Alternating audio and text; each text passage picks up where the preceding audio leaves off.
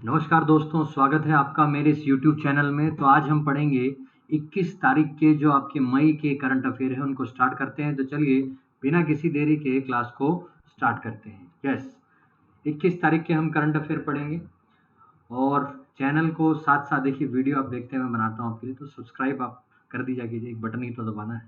साथ में bell icon भी दबा दीजिए ताकि आपको पता चलता रहे जब भी वीडियो आए और आपको सारी इन्फॉर्मेशन प्राप्त हो जाए। तो चलिए स्टार्ट करते हैं एक मोटिवेशनल थॉट के साथ।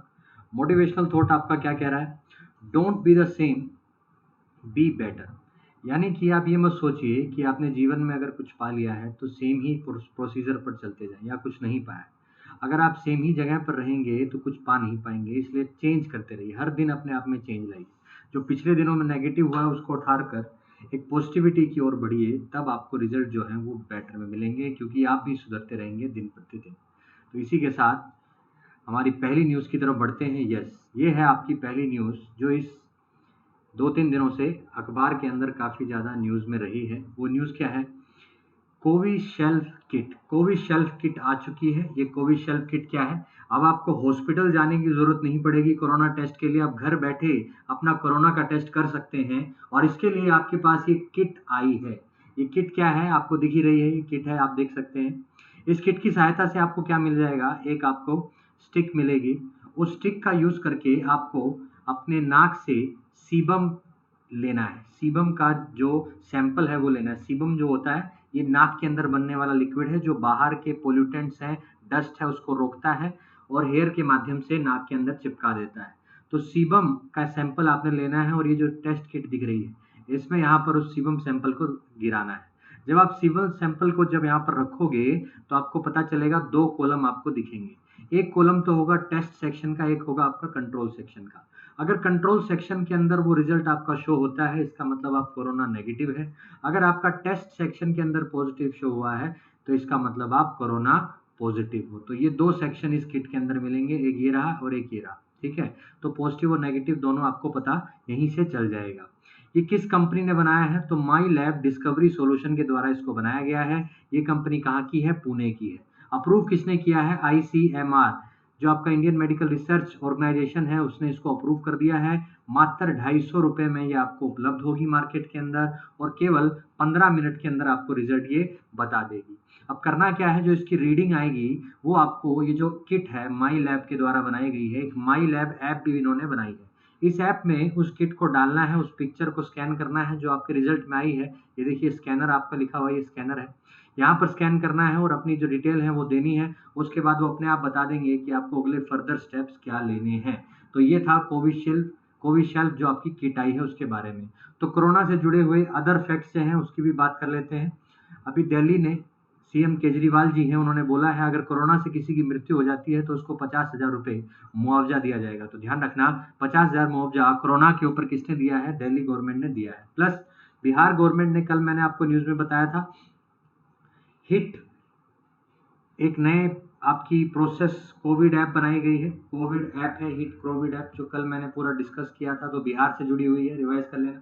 प्लस महाराष्ट्र, मध्य प्रदेश की गवर्नमेंट ने भी बोला है कि भाई जो कोरोना के कारण अगर किसी की मृत्यु हो जाती है तो उसको 5 लाख रुपए मुआवजा दिया जाएगा, प्लस गवर्नमेंट जॉब दी जाएगी उनके घर में अगर किसी को जरूरत है तो ये मध्य प्रदेश सरकार ने बोला है, गवर्नमेंट जॉब प्लस 5 लाख। और दिल्ली सरकार ने बोला है 50,000 रुपए के मुआवजा दिया जाएगा। ठीक है, और क्या न्यूज रही है भाई कोरोना के चलते? देखिए, अभी तो आपको पता ही है कोरोना के चलते ब्लैक फंगस था, म्यूकोरमाइकोसिस, मैंने एक पूरी वीडियो बना रखी है, प्लेलिस्ट में देख सकते हैं। प्लस अब एक नई चीज और आ चुकी है। नई चीज क्या है? आपकी व्हाइट फंगस। व्हाइट फंगस भी मार्केट में आ गया है और ये भी एक फंगल बीमारी है और सबसे पहले केस इसके कहाँ देखने को मिले हैं? बिहार में इसके केस देखने को मिले हैं।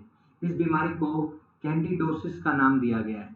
ध्यान रखना, इस बीमारी को कैंडिडोसिस का नाम दिया गया है। कैंडिडोसिस, व्हाइट फंगस कहाँ देखे गए हैं? बिहार के अंदर देखे गए हैं। तो ये भी सिम्टम जो इस बीमारी के हैं वो बिल्कुल कोरोना की तरह ही देखने को मिलते हैं। इसके अंदर स्किन के ऊपर व्हाइट रैशेज हो जाते हैं, व्हाइट निशान आपके पड़ने लग जाते हैं। रैशेज मतलब खुरदरी आपकी स्किन हो जाती है। प्लस कोरोना से जुड़ी अन्य खबर क्या है भाई? कल ही की बात है कि जो आपके एरोसोल के ऊपर न्यूज आई। एरोसोल क्या होता है? जब भी हम छींकते हैं तो हवा के अंदर छोटे छोटे जो पानी के कण होते हैं अपने मुंह से निकलने वाले, वो कोरोना के वायरस को लेकर एयर के साथ मिल जाते हैं। तो एयर के साथ जब वाटर का कण मिलता है उसको एरोसोल कहते हैं। तो अभी कल का पता है, कल की न्यूज़ में आया है कि कोरोना के जो वायरस हैं वो इन एरोसोल के माध्यम से लगभग 10 मीटर दूर तक उड़ते हैं। ध्यान रखिएगा, 10 मीटर दूर तक ये पहुंच सकते हैं। और एयर के अंदर, हवा के अंदर कोरोना का जो वायरस है वो लगभग 2 घंटे तक जीवित रहता है। 2 घंटे तक वो हवा में मौजूद रहता है। ये कल की न्यूज़ में हमको पता चला है। तो ये बातें आपने ध्यान रखनी है। प्लस छोटी छोटी बातें हम पिछली वीडियोस में लगातार करते रहते हैं, जैसे कि आपका कोवैक्सीन। कोवैक्सीन किसने बनाई है भाई? ये आपका भारत बायोटेक ने बनाई है। मैंने कल भी बताया था, भारत बायोटेक ने कोवैक्सीन बनाई है। कोविशील्ड पूछा जाए तो किसने बनाई है? सीरम इंस्टीट्यूट ने। सीरम इंस्टीट्यूट ने किसके साथ मिलकर बनाई है? ये आप सभी को पता है। कोविशील्ड को यूके की ऑक्सफोर्ड यूनिवर्सिटी के द्वारा बनाया गया था। स्पुतनिक की बात करें, स्पुतनिक स्पुतनिक बनाई है रशिया ने बनाई है भारत के डॉक्टर रेड्डीज लैब के साथ। तो ये सारी चीजें आपको ध्यान रहनी चाहिए जो कोरोना से जुड़ी हैं। मैं लगातार रिवाइज कराता रहता हूँ। नेक्स्ट अगर हम एक दो और बात करें तो अगली न्यूज की ओर बढ़ते हैं। तो कोरोना से जुड़ी सारी न्यूज मैंने आपको रिवाइज करा दी। नेक्स्ट न्यूज की ओर बढ़ते हैं। नेक्स्ट न्यूज आपकी क्या है? ये है आपकी world largest iceberg breaks off in Antarctica. सबसे पहले तो बात करेंगे कि आइसबर्ग क्या होता है। आइसबर्ग, ये देखिए टुकड़े होते हैं, ये आइस के ग्लेशियर के टुकड़े होते हैं जो एक बड़े हिस्से से अलग हो जाते हैं। एक बर्फ के बड़े आयरन शील्ड या आइलैंड से अलग होकर छोटे छोटे टुकड़ों को आइसबर्ग कहते हैं। तो ये दुनिया का जो सबसे बड़ा आइसबर्ग है ये अंटार्कटिका वाले हिस्से से अलग हो चुका है। अंटार्कटिका कहाँ पर पड़ता है? धरती के साउथ पोल पर पड़ता है। साउथ पोल से ये हिस्सा अलग हो गया है। इस आइसबर्ग का नाम क्या है? A76। ध्यान रखिएगा, इसका नाम क्या है आपका? A76। और ये ऑब्जर्व किया गया है। ऑब्जर्व क्या किया गया है कि इसको ब्रिटिश अंटार्कटिका सर्वे के द्वारा ऑब्जर्व किया गया है। इनके द्वारा एक सैटेलाइट लॉन्च की गई है। यूरोपियन यूनियन ने सैटेलाइट लॉन्च कर रखी हैं। जिस सैटेलाइट ने इसको ऑब्जर्व किया उसका नाम है कोपरनिकस सेंटिनल। कोपरनिकस सेंटिनल वो सैटेलाइट है जिसने ये ऑब्जर्व किया है कि ये वाला आइसबर्ग अब अलग हो चुका है। ठीक है।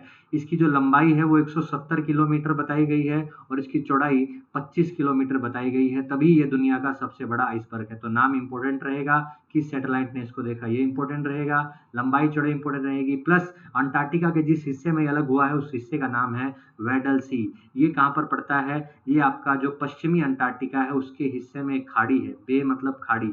खाड़ी क्या होती है? जब जमीन का 3 साइड पानी के हिस्से को घेर लेती है तो पानी का हिस्सा खाड़ी बना देता है। तो ये खाड़ी है। कौन सी खाड़ी है आपकी? वेडल सी की खाड़ी है। वहां पर ये देखने को आपका मिला है। ठीक है भाई। अदर फैक्ट्स की बात की जाए तो अदर फैक्ट में हम बात करेंगे इससे जुड़े हुए अन्य, जैसे कि बताया गया है कि 2060 तक अंटार्कटिका के अंदर जो पानी का स्तर है, जो इन बर्ग्स का टूटने का जो दर है वो 10 टाइम 10 गुना ज्यादा हो जाएगा। अंटार्कटिका के अंदर 2060 तक ये जो है 10 गुना हो जाएगा आइसबर्ग अलग होने का जो सिलसिला है। ठीक है। नेक्स्ट हम बात करते हैं आपका, जो अगला बोला गया है कि ये जो पिघला है ये किस कारण पिघला है? तो ग्रीन हाउस गैस इसका मुख्य इफेक्ट। ग्रीन हाउस गैसेस के कारण ये आपका पिघला है। अब ग्रीन हाउस इफेक्ट कौन सी गैसेस कौन सी होती है, ये भी इंपॉर्टेंट क्वेश्चन आता है। जैसे कि वाटर वेपर्स हो गई, water vapours, plus carbon dioxide हो गई, प्लस नाइट्रस ऑक्साइड हो गई, नाइट्रस ऑक्साइड, प्लस मीथेन हो गया CH4, प्लस आपका क्या हो गया? ओजोन हो गया, ओजोन। ये जो है आपकी मुख्य ग्रीन हाउस गैसेस होती हैं। ग्रीन हाउस गैसेस क्या करती हैं? धरती के एटमॉस्फेयर पर कलेक्ट हो जाती हैं, जहाँ पर बादल होते हैं वहां पर कलेक्ट होने के बाद जो सन की रेज धरती से टकराकर वापस जाती हैं उनको ये रोक लेती हैं ग्रीन हाउस गैस। रोकने से क्या होता है? धरती की जो हीट है वो बाहर नहीं निकल पाती, इसलिए हीट बढ़ जाती है। हीट बढ़ने से टेम्परेचर बढ़ जाता है, इसलिए धरती का तापमान इंक्रीज हो जाता है। और जब भी तापमान इंक्रीज होगा तो जाहिर सी बात है ये जो आइस के टुकड़े हैं ये तो पिघलेंगे ही पिघलेंगे। इसे कहते हैं ग्रीन हाउस इफेक्ट। और ये कौन करता है? ग्रीन हाउस गैसेस करती हैं, जो मैंने आपको यहाँ पर लिखवा दी है। ठीक है। तो अगर धरती बाकी सभी संस्थाओं की रिपोर्ट मानी जाए तो ऐसा बोला गया है कि 2000 यानी 2100वां जब वर्ष आएगा तो जितने भी समुंदर हैं धरती के ऊपर सबका स्तर इंक्रीज हो जाएगा, क्योंकि अंटार्कटिका और आर्कटिक सर्कल के अंदर काफी मात्रा में ग्रीन हाउस इफेक्ट देखा जाएगा। ठीक है भाई। तो ये आपने ध्यान रखना है। और ग्रीन हाउस इफेक्ट से जुड़ा हुआ जो प्रोटोकॉल है वो किसने बनाया है? Kyoto protocol. क्योटो प्रोटोकॉल है जो ग्रीन हाउस गैसेस के बारे में हमको बताता है। क्योटो क्या है? क्योटो एक प्रकार जापान का एक शहर है। नेक्स्ट हम बात करें, ओजोन की भी बात की थी मैंने, तो ओजोन का जो डे है वो कब मनाया जाता है? 16 सितंबर को ओजोन दिवस मनाया जाता है। और आपके ओजोन दिवस से जुड़ा हुआ जो डील है वो आपका कहाँ का है? मॉन्ट्रियल नामक स्थान से जुड़ा है। और ये मॉन्ट्रियल स्थान कहाँ पर है? कनाडा में। तो ओजोन परत का जो डिप्लीशन है वो जो खराब हो रही है ग्रीन हाउस इफेक्ट के कारण, वो मॉन्ट्रियल में उसकी डील हुई थी, प्रोटोकॉल हुआ था। और मॉन्ट्रियल कहाँ की जगह है?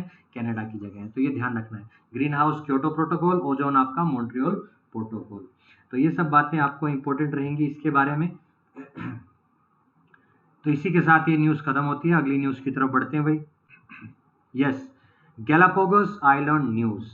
तो गैलापागोस जो आइलैंड्स हैं, जो द्वीप है, वो न्यूज़ में रहे हैं। क्यों रहे हैं भाई? अभी पता चल जाएगा। यहाँ पर एक आर्क है। आर्क का मतलब होता है एक इमारत है जो कुदरत का करिश्मा है, वो ऐसे आपका इमारत बनी हुई है। और उस इमारत का नाम है आपका डार्विन आर्क। डार्विन आर्क उसका नाम है। ये आर्क के जैसे शेप की है, डार्विन आर्क। हुआ क्या है, ये जो बीच वाला हिस्सा है, ये वाला, ये इस आर्क का गिर चुका है, अब ये केवल ऐसे रह चुकी है। इस डार्विन आर्क का नाम पड़ा था चार्ल्स डार्विन के ऊपर, क्योंकि उन्होंने इसको खोजा था। अब ये कौन से आइलैंड पे है? ये गैलापागोस आइलैंड पे है। अब आपसे क्वेश्चन आ सकता है कि गैलापागोस आइलैंड क्या है? ये बहुत सारे आइलैंड का एक समूह है जो प्रशांत महासागर के अंदर मौजूद है। इस गैलापागोस आइलैंड पर जिस देश का राज है वो है एक्वाडोर। एक्वाडोर कहाँ है भाई? ये आपका साउथ अमेरिका का एक देश है, और दुनिया का एकमात्र ऐसा देश है जिसका नाम उसकी पोजीशन के कारण पड़ा है। क्योंकि जो आपका साउथ अमेरिका है उसमें ये यहाँ पर पड़ता है, एक्वाडोर। एक्वाडोर के आप यहाँ पर गैलापागोस आइलैंड है।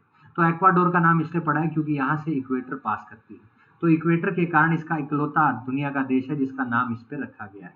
तो ध्यान रखना है आपने, इन किन किन बातों का ध्यान रखना है कि डार्विन आर्क जो न्यूज में था वो कौन से आइलैंड पे है? तो वो गैलापागोस आइलैंड पे है। गैलापागोस आइलैंड किस देश का है? एक्वाडोर का है। कौन से महासागर में? प्रशांत महासागर में। कौन से द्वीप में है? तो ये साउथ अमेरिका द्वीप में है। तो यहाँ पर ये फेमस है, ये वाला आइलैंड काफी मात्रा में। क्यों? क्योंकि यहाँ पर सबसे ज्यादा टर्टल पाए जाते हैं। सबसे ज्यादा टर्टल पाए जाने वाला जो आइलैंड है वो आपका गैलापागोस आइलैंड है। इससे जुड़े अन्य बात क्या है? टर्टल का जिक्र हुआ तो आपको बता दें कि जो ओलिव टर्टल है, ओलिव टर्टल भारत में मिले थे। कहाँ पर मिले थे भाई? ओडिशा के अंदर मिले थे, प्लस आंध्र प्रदेश के अंदर मिले थे। दोनों बातें ध्यान रखनी है, ओलिव टर्टल। प्लस अगर आपका पूछा जाए कि जो आपके पीकॉक पीकॉक टर्टल है, पीकॉक टर्टल कहाँ मिले थे? पीकॉक टर्टल असम में मिले थे, बताया था मैंने आपको। प्लस येलो टर्टल अगर पूछा जाए तो येलो टर्टल भी भारत में कहाँ मिले थे? असम में मिले थे। येलो टर्टल किस देश में पहली बार मिले थे? तो आंसर हो जाएगा आपका नेपाल। ये बातें आपने ध्यान रखनी है। टर्टल का शब्द आया था इसलिए उससे जुड़े करंट अफेयर मैंने साथ साथ आपको बता दिए। ठीक है भाई, तो ये था इस न्यूज से जुड़ा हुई बातें। अब अगली न्यूज की तरफ बढ़ते हैं। चलिए next question. 6 Indian sites added to tentative list of UNESCO heritage site.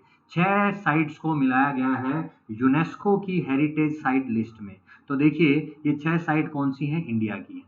अगर मैं बात करूं तो इंडिया को इससे पहले कितनी साइट हैं जो यूनेस्को की हेरिटेज साइट में आती हैं? तो उनका आंसर है 38। अब 38 आपकी यूनेस्को की साइट्स हैं जो पहले से भारत की हेरिटेज लिस्ट में आती हैं, लेकिन 6 और मिला दी हैं। और ये जो 6 मिलाने के साथ साथ पता है क्या है?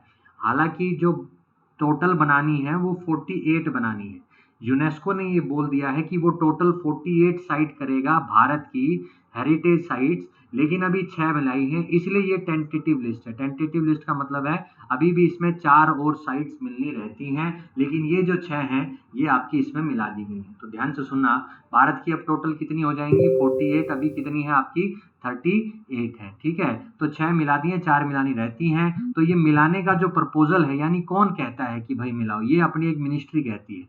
किसको कहती है? यूनेस्को को। उस मिनिस्ट्री का नाम है कल्चरल एंड टूरिज्म मिनिस्ट्री। और इसके जो मिनिस्टर हैं वो कौन है? प्रहलाद सिंह पटेल हैं। ध्यान रखना, यूनियन मिनिस्टर हैं इसके। और जो 6 साइट मिलाई गई हैं वो कौन सी हैं? गंगा घाट वाराणसी। वाराणसी का गंगा घाट इसके अंदर मिलाया गया है। अगर मैं बात करूं वाराणसी के अंदर कुल कितने घाट हैं, तो 88 घाट हैं। 88 घाट आपके वाराणसी के अंदर आपके आते हैं। ठीक है भाई, तो ये बातें आपने ध्यान रखनी है। वाराणसी आपको पता ही है कहाँ पर है? उत्तर प्रदेश के अंदर है। नेक्स्ट हम बात करें कांचीपुरम टेम्पल। कांचीपुरम टेम्पल से आपको एक चीज याद रहेगी, कांचीपुरम की साड़ियाँ कांचीपुरम की जो साड़ी है तमिलनाडु में, उनको जीआई टैग मिला है। आप सभी को पता है जिस भी जगह की जो भी विशेष चीज होती है अंतरराष्ट्रीय मार्केट में, उसको अगर जीआई टैग मिल जाए तो उसके अलावा उस चीज का अधिकार किसी और जगह को नहीं मिल पाता। तो जो कांचीपुरम साड़ी का टैग है वो केवल और केवल तमिलनाडु से ही जाता है, इसलिए जीआई टैग मिला है। और किसी भी वस्तु को जो जीआई टैग मिलता है वो 10 सालों के लिए दिया जाता है। ठीक है, नेक्स्ट बात किस थी? ये तो दूसरी चीज थी। तीसरी चीज जो मिलाई गई है वो है सतपुड़ा की tiger reserve. Satpura tiger reserve कहाँ के हैं? मध्य प्रदेश के हैं। तो ये जो टाइगर रिजर्व है सतपुड़ा के अंदर, मध्य प्रदेश की बात की गई है, तो मध्य प्रदेश में आपकी कौन सी गुफा है? पांडव गुफा है, पांडव केव है। मध्य प्रदेश के अंदर जो सबसे ऊंचा पर्वत है वो कौन सा है? आपका धूप ग्रह। धूप ग्रह सबसे ऊंचा आपका पर्वत है। इस पर्वत के द्वारा जो आपका टाइगर रिजर्व पे जो पर्वत है धूप ग्रह, इसके अंदर से आपकी दिनवा रिवर निकलती है, देनवा रिवर निकलती है। इंपॉर्टेंट है ये रिवर, जो आपका टाइगर रिजर्व है मध्य प्रदेश में, वहां से देनवा रिवर भी आपकी निकलती है। तो ये बातें आपने ध्यान रखनी है। नेक्स्ट हम बात करें महाराष्ट्र के अंदर मिलिट्री आर्किट, वहीं पर आपका है जो आर्किटेक्चर है मिलिट्री सर्विस का, उसको यूनेस्को साइट में रखा गया जाने की मांग रखी गई है। यूनेस्को साइट में होता क्या है, जब भी कोई चीज यूनेस्को की हेरिटेज साइट में आ जाती है तो यूनेस्को उसका रख रखाव करता है, सारी जिम्मेदारी उन्हीं की हो जाती है। नेक्स्ट है आपका भेड़ा घाट, लेम घाट, नर्मदा वैली। ये कहाँ पर है? आपकी भेड़ा घाट में है। भेड़ा घाट मध्य प्रदेश के अंदर है। कौन सी जगह पर है? जबलपुर में है। कौन सी जगह पर है? जबलपुर में है। जबलपुर कौन सी नदी के किनारे है? ध्यान रखना, नर्मदा नदी के किनारे है। नर्मदा नदी से जिक्र आएगा तो नर्मदा नदी से याद रखना, यहाँ पर धुआंधार झरना है जिसको क्लाउड ऑफ मिस्ट कहा जाता है। धुआंधार झरना किस नदी पर है? नर्मदा नदी पर है। नर्मदा नदी के किनारे क्या है? जबलपुर। और जबलपुर पे क्या आपका बनने जा रहा है? भेड़ाघाट लाम घाट यूनेस्को की हेरिटेज साइट बनने जा रहा है। तो ये आपने ध्यान रखना है। प्लस नर्मदा नदी कहाँ से निकलती है? तो अमरकंटक हिल से निकलती है। ध्यान रखना, अमरकंटक हिल से निकलती है और पूर्व से पश्चिम की ओर बहने वाली ये नदी है। प्लस ये जो भेड़ा घाट लेम घाट है, ये किस चीज के लिए प्रसिद्ध है? यहाँ पर मार्बल बहुत अच्छा मिलता है, इसलिए इसको यूनेस्को हेरिटेज साइट में डाला जा रहा है। तो ये तो थी भाई आपकी 6 जगह जो यूनेस्को के अंदर आपकी आ रही हैं। अन्य जुड़ी बातें हैं वो भी कर लेते हैं, इसके बारे में देखते हैं जरा। यस, यूनेस्को का जिक्र हुआ है तो यूनेस्को से जुड़ी बात भी आपको पता होनी चाहिए। यूनेस्को की बात करें तो इसको लंदन में बनाया गया था, कब? 1945 में। लेकिन वर्तमान में जो इसका हेडक्वार्टर है वो कहाँ है? पेरिस में। पेरिस कहाँ की राजधानी है? फ्रांस की राजधानी है। कौन सी नदी पर बसा हुआ है?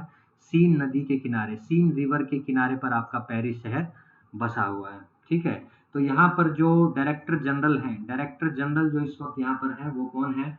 ऑड्रे एजुले। ऑड्रे एजुले यूनेस्को के डायरेक्टर जनरल है यहाँ पर। ठीक है भाई, तो ये आपको यहाँ पर पता होना चाहिए। नेक्स्ट हम बात करते हैं भाई आपका एक और चीज, जैसे कि क्या है हमारे देश में, क्या संविधान के अंदर कुछ ऐसा है कि हमें हेरिटेज साइट की रक्षा करनी चाहिए, गंदा नहीं करना चाहिए?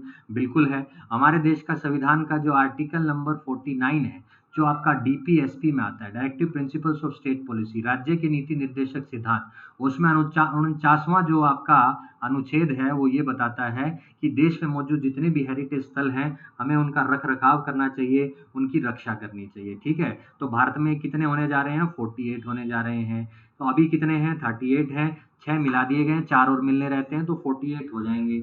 सबसे पहला जो मिलाया गया था वो 1983 में मिलाया गया था, भारत का जो हेरिटेज साइट था, और वो कौन था? आपका आगरा का किला। आगरा का किला कहाँ पर होगा? जाहिर सी बात है आगरा में होगा, यूपी के अंदर।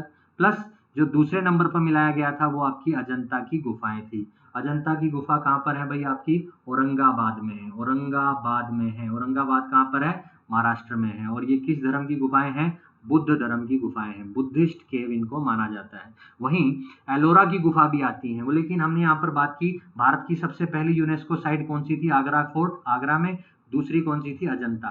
साथ में एलोरा भी आता है, उसकी बात बता दूं तो वहां पर तीनों धर्म की, हिंदू भी है, बौद्ध भी है और जैन धर्म की भी बात वहां पर की गई है। ठीक है भाई, नेक्स्ट ये जो 38 हमारी जो साइट है, इनमें एक मिक्स्ड साइट भी है। मिक्स्ड साइट का मतलब है पौराणिक भी है और नेचुरल भी है। तो वो मिक्स्ड साइट कौन सी आपकी? वो आपकी सिक्किम के अंदर है। ठीक है, मिक्स्ड साइट कौन सी आपकी? सिक्किम के अंदर है। सिक्किम में आपको सबको पता है कि कंचनजंगा है, तो कंचनजंगा का नेशनल पार्क यहाँ पे मिक्स्ड हेरिटेज साइट में आता है सिक्किम के अंदर, जहाँ पर एक खास चीज है वो है रेड पांडा। रेड पांडा वहां पर पाया जाता है, ध्यान रखना। भारत में रेड पांडा कहाँ पाया जाता है? कंचनजंगा नेशनल पार्क में। कहाँ पर है? सिक्किम में है, जो कि भारत की एक मिश्रित यूनेस्को की हेरिटेज साइट है 38 के अंदर से, इन 38 में से। ठीक है, तो अब भारत में कितने हो जाएंगे कुछ दिनों में? 48 हो जाएंगे। अगर बात की जाए सबसे ज्यादा कहाँ पर है, तो सबसे ज्यादा यूनेस्को की हेरिटेज साइट चाइना में है। कितनी है? 55 आपकी हेरिटेज साइट चाइना के अंदर आपकी मिलती है। ठीक है भाई, तो ये सब बातें आपने ध्यान रखनी है। प्लस और भी क्वेश्चन यूनेस्को के जो इम्पोर्टेंट है वो पूछ सकता है, जैसे कि आपका फतेहपुर सिकरी। फतेहपुर सिकरी कहाँ पर है? फतेहपुर सिकरी भी हेरिटेज साइट है, ये आपका कहाँ पर मिलेगा? यूपी के अंदर मिलेगा। ठीक है, प्लस अगर आपसे पूछा जाए सन टेम्पल, कहाँ के सन टेम्पल? कोणार्क। कोणार्क का सन टेम्पल कहाँ पर है? यूनिट ये आपका उड़ीसा में है। कहाँ पर है? आपका उड़ीसा में है। तो कोणार्क के सन टेम्पल को जो कहा जाता है वो कौन से झील, मतलब कौन से तट पर है? तो उत्कल तट पर ये मौजूद है। इसको ब्लैक पगोड़ा कहा जाता है। वहीं आपका उड़ीसा के अंदर एक और टेम्पल है जिसको कहते हैं जगन्नाथ टेम्पल। ये भी आपका किसका? Jagannath sun temple. यहाँ पर किसकी पूजा होती है? शिव भगवान की, शिव जी की यहाँ पर पूजा होती है।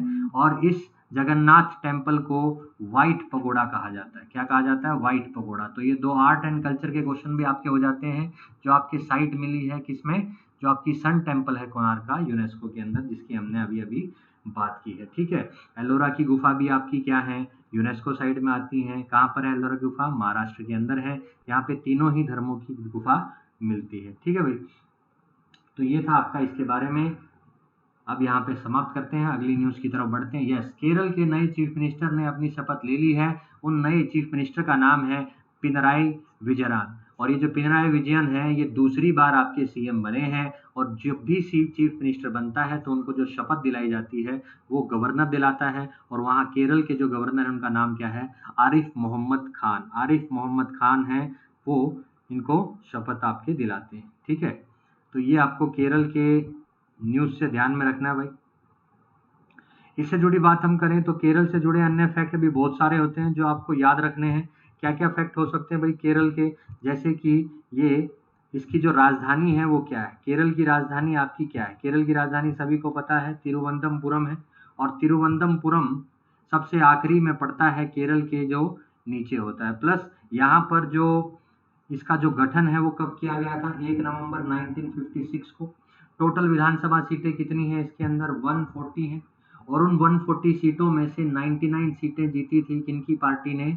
पिनारा विजयन की पार्टी ने वो जीती थी। ठीक है, अगर हम बात करें केरल की तो केरल में अन्य भी चीजें पूछी जाती हैं, जैसे मिल्क बैंक एटीएम। भारत का पहला मिल्क बैंक एटीएम, एटीएम की तरह है, उसमें पैसा डालिए तो मिल्क आपका आएगा जो बर्तन में आप कलेक्ट कर सकते हैं। ये केरल के अंदर बना था। प्लस हेल्थ के मामले में माना जाए, सोशल डेवलपमेंट गोल्स होते हैं जो एसडीजी होता है। और एजुकेशन के मामले माना जाए, प्लस डिजिटल पब्लिकेशन के मामले में जाना जाए, डिजिटल पब्लिकेशन, इन सब चीजों के अंदर केरल भारत का पहली रैंक पे आता है, फर्स्ट रैंक पे आता है। ध्यान रखिएगा, हेल्थ, एसडीजी, एजुकेशन और डिजिटल पब्लिकेशन में भारत का नंबर एक नंबर एक राज्य कौन सा है? केरल आपका नंबर एक राज्य है। ठीक है, यहाँ पर जो लैंग्वेज का इस्तेमाल होता है वो लैंग्वेज कौन सी है? मलयालम लैंग्वेज का इस्तेमाल होता है। ठीक है, यहाँ पर और क्या चीजें हैं भाई? आपका जो बहुत ही प्रसिद्ध है यहाँ पर जो लेक है, वेम्बानंद लेक है। यहाँ पर बहुत सारी क्वेश्चन इस केरला से आपके बन सकते हैं जो आप सभी ने याद रखने हैं। या मैं लिखवा ही देता हूँ आपको, देखिए यहाँ पे लिखवा लीजिए, लिख लीजिए साथ साथ। जैसे कि लोकसभा से कितनी सीटें हैं यहाँ पर? 20 हैं। राज्यसभा से कितनी सीटें हैं? 9 सीटें हैं। प्लस यहाँ पर एक और टेम्पल है जिसके बारे में मैंने अपनी एक प्लेलिस्ट में टेम्पल बताया था ना, सबरीमाला टेम्पल। यहाँ पर क्या है? वुमेन्स की एंट्री बैन है, ये केरल के अंदर ही है। प्लस यहाँ पर पद्मा स्वामी टेम्पल भी मौजूद है। और मैंने आपको बताया था पद्मा स्वामी टेम्पल क्या है? भारत का सबसे अमीर टेम्पल है, सबसे ज्यादा रिचेस्ट टेम्पल है पद्मा स्वामी टेम्पल, जो केरल के अंदर मौजूद है। केरल के अंदर यहाँ पर एक नहर है सबसे इंपॉर्टेंट, इनकी क्या नाम है? पेरियार झील है। यहाँ पर मैंने बताया था अभी अभी वेम्बानंद लेक है। वेम्बानंद लेक पर क्या होता है भाई? नेहरू बोट रेस आयोजित होती है, Nehru boat race. Nehru boat race, ये एक बैक वाटर झील है। बैक वाटर लेक क्या होती है? जब समुद्र का पानी जमीन के अंदर हिस्सों में आ जाता है और वापस ऐसे फंस जाता है, उसको कहते हैं बैक वाटर झील। झील का मतलब चारों तरफ से जमीन से घिरी हुई। तो वेम्बानंद लेक है जो कि एक यहाँ पर नेहरू बोट आयोजित कराई जाती है। यहाँ के जो फेस्टिवल है वो कौन से हैं? ओनम यहाँ पर मनाया जाता है, पोंगल यहाँ पर मनाया जाता है। ये सब आपने बातों को ध्यान रखना है, ठीक है भाई। इसी के साथ आपका ये वाली साइड भी कंप्लीट होती है। नेक्स्ट हम बढ़ते हैं अगली स्लाइड की ओर।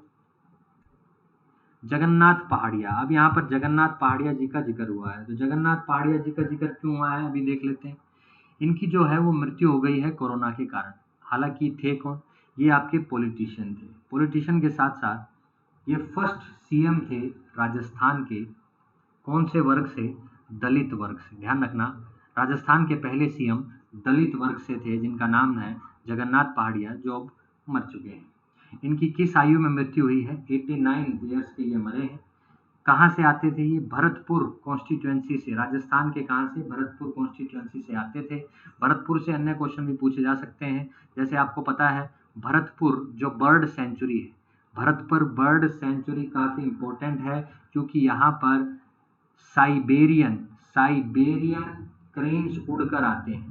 अपने मौसम के अंदर जो आपका ऑटोमिस मौसम होता है, उसमें साइबेरियन क्रेन्स के माध्यम से, साइबेरियन क्रेन्स जो एक पक्षी हैं वो उड़कर आते हैं भरतपुर बर्ड सेंचुरी में राजस्थान। केवल यहीं आते हैं भारत में, ध्यान रखना, इसे इंपॉर्टेंट क्वेश्चन है। प्लस जगन्नाथ पहाड़िया जी जो हैं ये गवर्नर भी रहे हैं। कौन से गवर्नर रहे हैं भाई? बिहार के गवर्नर ये रहे हैं, प्लस हरियाणा के गवर्नर भी ये रहे हैं। तो ध्यान रखना, हरियाणा के गवर्नर भी ये रहे हैं। कब से कब तक? 2009 से लेकर 2014 तक, ठीक है। 2009 से 2014 तक ये हरियाणा के गवर्नर भी आपके रहे हैं। तो ये बात थी जगन्नाथ पहाड़िया जी के बारे में। और राजस्थान का यहाँ पर जिक्र हुआ है, तो राजस्थान से जुड़ी बात कर लेते हैं। प्लस राजस्थान की जो कैपिटल है वो क्या है? आपकी जयपुर है। जयपुर को 2019 में यूनेस्को की जो हेरिटेज सिटीज हैं, सिटीज के अंदर अंतिम स्थान मिला था, मतलब हेरिटेज साइट में जोड़ा गया था सिटीज के अंदर जयपुर को। प्लस यहाँ पर आपका क्या है? ब्लैक फंगस है, उसको महामारी घोषित कर दिया है।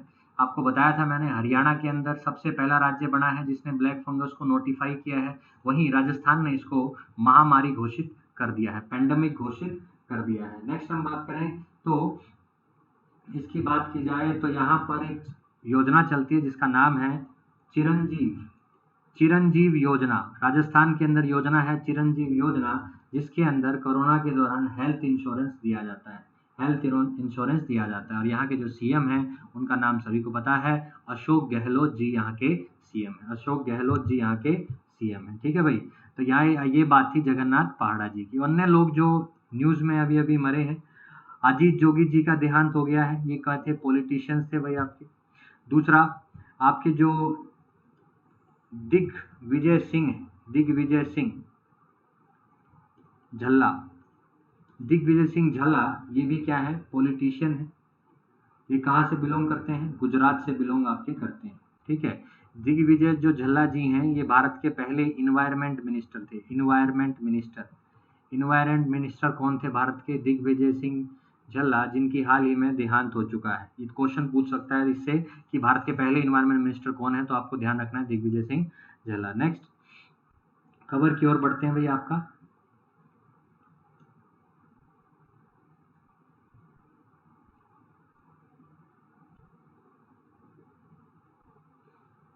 यस, अगली खबर है आपका, कर्नाटक को पहली रैंक मिली है। कर्नाटक को पहली रैंक मिली है किसके अंदर? अभी पता चल जाएगा। तो ये देखिए, कर्नाटक को पहली रैंक मिली है किसके द्वारा? हेल्थ और वेलनेस सेंटर को सेटअप करने में। हेल्थ और वेलनेस सेंटर को सेटअप करने में कर्नाटक नंबर 1 पे रहा है। ये प्रोग्राम किसके अंतर्गत चलाया जाता है? ये आयुष्मान भारत के तहत चलाया जाता है। आयुष्मान भारत की जो स्कीम है वो कब शुरू हुई थी? 2018 में शुरू हुई थी। इसका मुख्य उद्देश्य क्या है? 5 लाख प्रति वर्ष देना उन लोगों को जो प्राइमरी और सेकेंडरी और टर्शरी लेवल तक बीमारी तक पहुंच चुके हैं। उस हिसाब से जो आपके पैरामिलिट्री फोर्सेस हैं उनके परिवार वालों को पैसा दिया जाता है। सबसे पहले आपका कहाँ से शुरू हुआ था? ये भैया आपका रांची से शुरू हुआ था। सबसे पहली सिटी जहाँ से आयुष्मान भारत की शुरुआत हुई वो है आपकी रांची। कब हुई थी? 2018 में इसको शुरू किया गया था। ठीक है भाई। और जो आयुष्मान भारत का जो डे है वो कब मनाया जाता है? 30 अप्रैल। आयुष्मान डे मनाया जाता है 30 अप्रैल को। ये 2018 में पेश हुआ था बजट के अंदर। बजट की बात करें तो बजट कौन से आर्टिकल में आता है? 112 फाइनेंशियल स्टेटमेंट के रूप में आता है। तो ये आपने ध्यान रखना है, ठीक है। तो येदुरप्पा जी यहाँ के क्या हैं? कर्नाटक के जो सीएम हैं येदुरप्पा जी, ये आपने ध्यान रखना है। प्लस कर्नाटक में हम्पी नामक स्थान है, तंजौर नामक स्थान पे आता है हम्पी नामक स्थान। हम्पी पे क्या है भाई? जो आपका 50 रुपए का नोट है उस पे जो सिंबल है वो हम्पी का ही है। आप देख लेना, अगर पहले से देखा हुआ है तो अच्छी बात है भाई आपकी। तो ये थी आपकी इससे जुड़ी हुई खबर। नेक्स्ट हम बात करते हैं, ये जैसे इंडेक्स आया ना आपका कर्नाटक का, वेलनेस रिपोर्ट के अंदर फर्स्ट रैंक है। इसी तरह भाई एक और इंडेक्स है, ग्लोबल एनर्जी ट्रांजिशन इंडेक्स। ये लॉन्च कौन करता है भाई? ये वर्ल्ड इकोनॉमिक फोरम के द्वारा दिया जाता है। Global energy transition index world economic forum आपका देता है। और ये वर्ल्ड इकोनॉमिक फोरम जो है इसके अनुसार ये बताता है कि वर्ल्ड के अंदर जो आपका ग्लोबल इश्यूज हैं वो कैसे कवर किए जाने हैं, ठीक है। तो ये इससे जुड़ी हुई बातें हैं। एक सेकंड रुकिएगा, थोड़ा चार्जर लगा लेते हैं।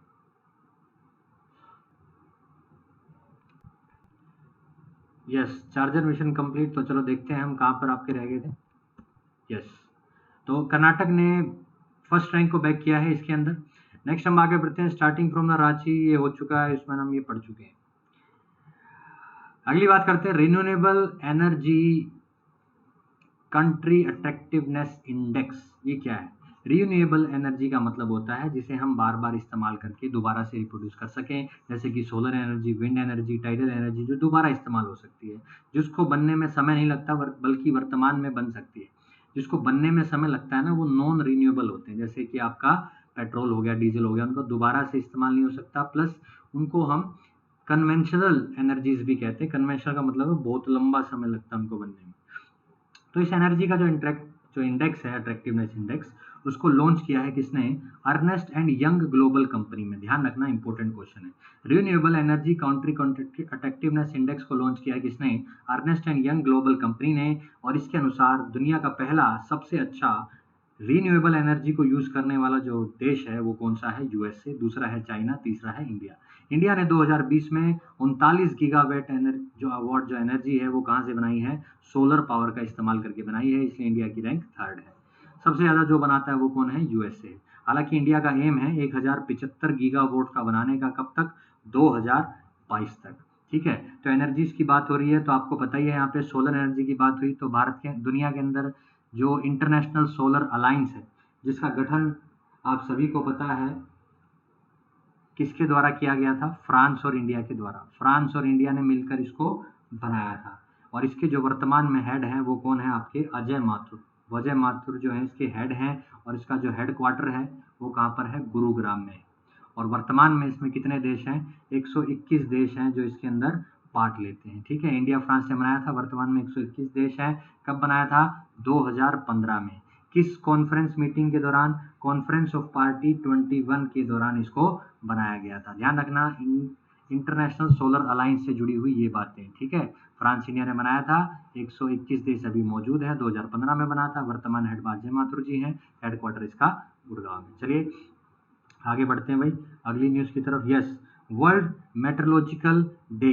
वर्ल्ड मेट्रोलॉजिकल डे कब मनाया गया? वर्ल्ड मेट्रोलॉजिकल डे आपका मनाया जाता है 20 मई को। इस बार की थीम क्या थी? Measurement for health. और फर्स्ट मेजरमेंट जो दुनिया में सबसे पहली बार किया गया था वो 1875 में किया गया था पेरिस के अंदर। और कितने देशों ने मिलकर किया था? 17 देशों ने मिलकर उसको किया था। अगर हम मेजरमेंट की साइंस की बात करें, मेजरमेंट की साइंस, विज्ञान of measurement, science of measurement कहलाती है मेट्रोलॉजी। क्या कहलाती है आपकी? मेट्रोलॉजी वो कहलाती है। तो ये बातें आपने यहाँ से ध्यान रखनी है। नेक्स्ट बढ़ते हैं, दूसरी खबर जो आपकी है राहुल द्रविड़ से जुड़ी हुई। लेकिन उससे पहले एक दो दिन और हैं जो आपको ध्यान में रखने हैं, जैसे कि भाई आपका जो वर्ल्ड मेट्रोलॉजिकल डे, मेटीरियोलॉजिकल डे, जो आपका क्या करता है? मौसम के बारे में बताता है। वो डे कब मनाया जाता है भाई? वो मनाया जाता है 23 मार्च को, तो कंफ्यूज नहीं होना है। ये है मेट्रोलॉजी डे। ये कब मनाया? 20 मई को। नापने का जो मेजरमेंट का होता है मेट्रोलॉजिकल डे जो मौसम विभाग का जुड़ा, ये कब होता है आपका 23 मार्च को मनाया जाता है। पिछले दिनों में हमने पढ़ा था ना डेंगू डे कब मनाया जाता है, 16 मई को पढ़ाया जाता है, करंट अफेयर में आप देख सकते हैं। तो ये 2-3 दिन आपको इससे जुड़े हैं तो जोड़ के देख लेना। नेक्स्ट आपके आगे बढ़े, राहुल द्रविड़ की बात हो रही है, तो राहुल द्रविड़ से जुड़ा हुआ प्रश्न क्या है, ये न्यूज में क्यों रहे हैं। राहुल द्रविड़ को कोच बनाया गया है भारत की ओडीआई प्लस टी20 टीम के लिए, जो अभी कहाँ का दौरा करने जाएगी, श्रीलंका का। ऐसा क्यों हुआ? भारत के हेड कोच तो रवि शास्त्री हैं, बिल्कुल हैं, अभी भी हैं, लेकिन रवि शास्त्री जी भारत की टेस्ट सीरीज में जा रहे हैं। टेस्ट सीरीज कहाँ पे हो रही है आपकी, इंग्लैंड में। तो इंग्लैंड में होने वाली टेस्ट सीरीज जो है उसमें रवि शास्त्री हेड कोच के रूप में गए हैं। वहीं श्रीलंका का जो आर्थिक बोर्ड है वो जो वहाँ का, उसको आर्थिक रूप से उभारने के लिए भारत ने सीरीज को ऑर्गेनाइज किया है।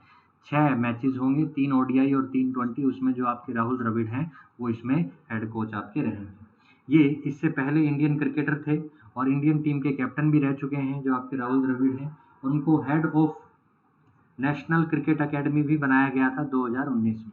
Head of national cricket academy 2019 में इनको बनाया जा चुका है, और ये अंडर 19 जो टीम है उसके भी हेड कोच रह चुके हैं। ठीक है भाई, ये बात थी इनसे जुड़ी हुई।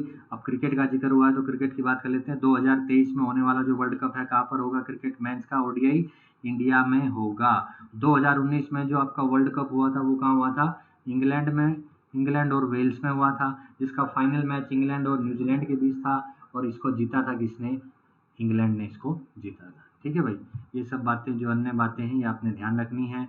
प्लस कुछ क्रिकेटर से जुड़ी जो बुक्स हैं उनके बारे में भी ध्यान रखिए। प्लेइंग इट माई वे, ये किसकी किताब है, सचिन तेंदुलकर जी की किताब है ये। दूसरा, test of my life from cricket to cancer, ये किसकी किताब है, युवराज सिंह की किताब है।